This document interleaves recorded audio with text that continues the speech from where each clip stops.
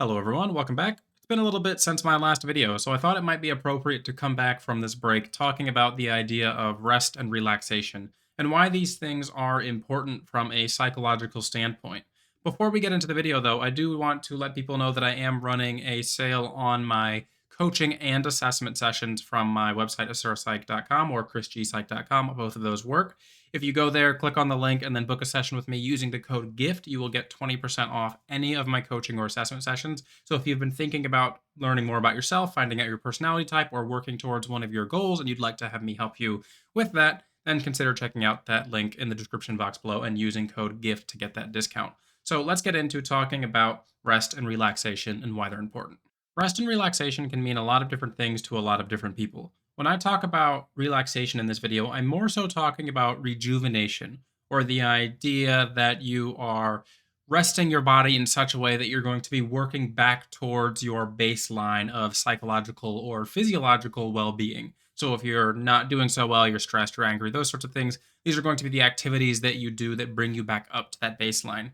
Now, this example that I'm about to use isn't my example. I don't remember where I read it, but it's not mine, so don't think that I said this. But someone once explained that the difference between rest and relaxation is imagine you're like a phone that's plugged in and you're working on overdrive all the time. Well, rest is turning the phone off. Essentially, you've turned the device off, you're no longer running. But the problem is that when you turn the phone off, your battery still isn't charged. You've still used the battery that you've used. So, relaxation or rejuvenation is the idea of recharging the phone, plugging it in, doing something that's going to make it feel energized again. And this applies in all different scenarios and places in our life, but it most particular relates to work. Most of us are going to relate to this when we think of work. So, you go to work, you work 40 hours a week, and by the end of those 40 hours, you're exhausted, you're tired. You then get to rest, you then get to unplug the device.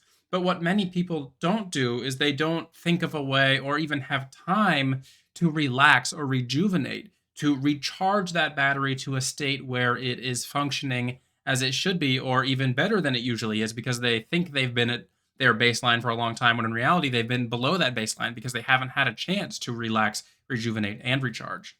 This is going to be one of the reasons that if you ever work with a psychologist or a therapist, there's a good chance that they're going to ask you, how's your sleep schedule been? Are you sleeping? Are you getting enough sleep? And this is because sleep is the thing that brings us back to our very baseline level of functioning. And you'll notice that if people don't get sleep, they tend to really far underperform, whether it's in work or whether it's in life. They start to not be able to handle stress. They start to not be able to handle their emotions in general. And sleep is the thing that kind of brings them back to that level of like, okay, now I can function. And sure, maybe we can get around that sometimes with things like caffeine or coffee, but in reality, humans need sleep to get back to that baseline level. But then there's the idea of that baseline level isn't our optimal level. It's not as good as we could be. Just sleeping isn't going to be able to bring us back to 100% recharged all the time.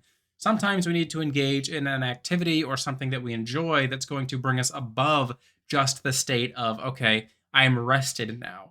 Now I'm rested. Now what? Now, how do I get to fully relaxed? How do I get to recharged? And the way that you can think about this is for everyone, it's going to be different. My activity that allows me to feel relaxed and rejuvenated is not likely going to be the exact same for you.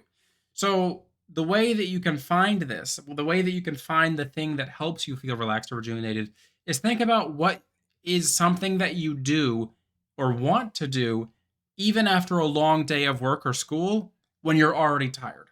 Like if I have a full 8 or 10 hour shift a day and then I get home, what do I want to do still? For me, that's going to be playing video games. Even if I've had a full day of doing something, I still want to come home and play video games because that is the thing that allows me to feel recharged, rejuvenated, and relaxed. It's going to be the thing that kind of recharges my internal battery. For some people, it could be another hobby. It could be a sport. It could be their favorite TV show. It could be binge watching anime. There's 100,000 different things that could be the thing that recharges or relaxes you. But the important thing is taking into account what is that one thing or multiple things that does that for you. And is there a way that you can incorporate that into your life if you feel like you're already not getting enough rest and relaxation in your life? Is there a way that you can incorporate this thing slightly more, even if you have a very full schedule? Because you need to have that base rest. But I think if you really want to function to your highest level, you need to also have that rejuvenation. You need to also have that thing that's going to allow you to recharge past just that base level. Just as relaxation is going to have a subjective component to it, and that my way to relax isn't going to be the same as your way to relax, the base concept of rest is also going to have a subjective component to it.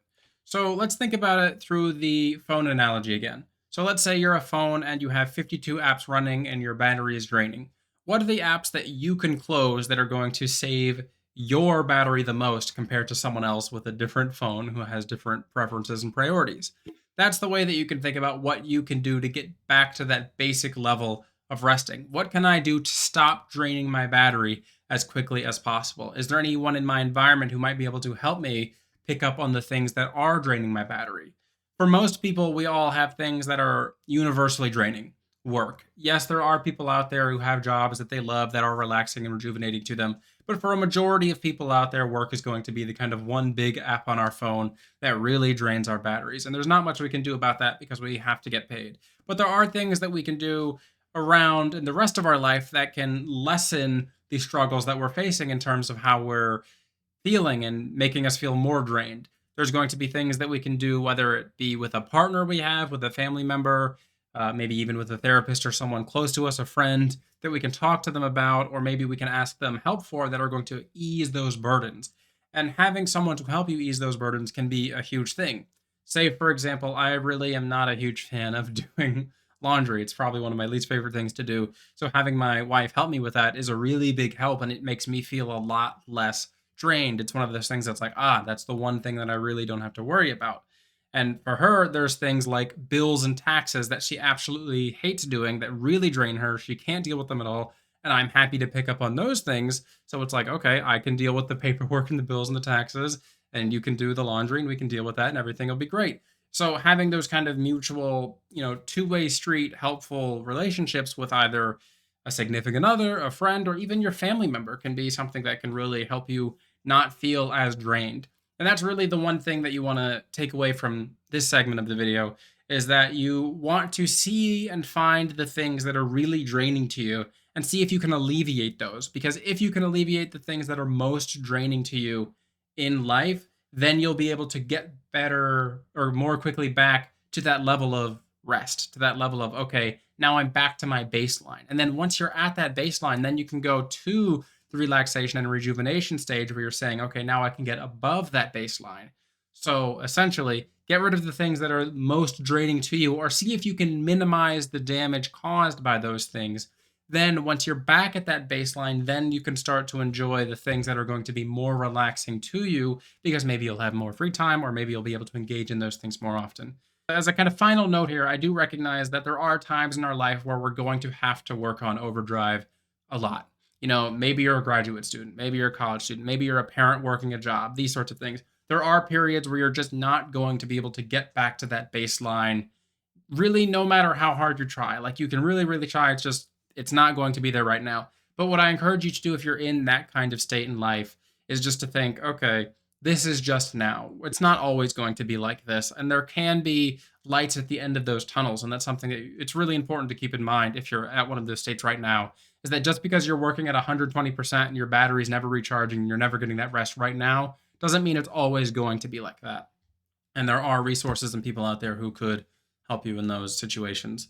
So, think about rest, think about relaxation, and remember that both of these are critically important to your psychological and physical well-being. I really encourage you to think, about your sleep schedule. If you're someone like me and maybe you don't always have the best sleep schedule, I go to bed at 3 or 4 in the morning a lot and I'm not the best at sleeping. You'll notice a huge improvement when you actually stop to fix your sleep schedule, when you actually stop to reduce the things that are draining in your life, when you actually stop to enjoy the things that are important to you, that are going to be relaxing to you. And once you engage with these things more and more, and you do one step at a time, you're going to see really big improvements in your life. So take baby steps towards rest, take baby steps towards relaxation, and see how much of a change that can really make.